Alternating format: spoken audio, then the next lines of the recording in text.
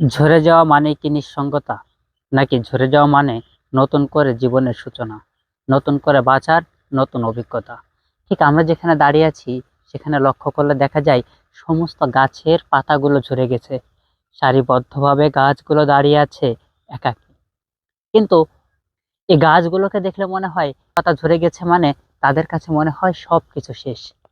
কিন্তু আসলে তা নয়। এই গাছগুলো আমাদেরকে বুঝিয়ে দিতে চায় জীবনে পুরোনো দিনের ব্যথা, পুরোনো দিনের বাধ্যবাধকতা ভুলে যেতে হয়, সবকিছু ঝেড়ে ফেলে দিতে হয়। তাহলেই জীবনকে নতুন করে সাজানো যায়। আমরা যদি আমাদের জীবনকে নতুন করে সাজাতে চাই, তাহলে অবশ্যই আমাদেরকে নতুন করে সাজতে হবে।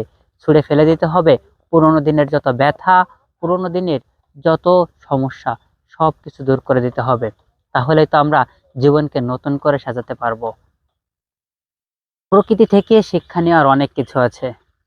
যেমন শীত গাছের পুরোনো পাতা ঝরিয়ে দিয়ে মনে করিয়ে দেয় জীবন থেকে সব দুঃখ কষ্ট এভাবে ঝেড়ে ফেলে দিতে হয়। কারণ বসন্ত আসলে আবার নতুন করে জীবন ফুলে ফলে পাতায় ভরে ওঠে।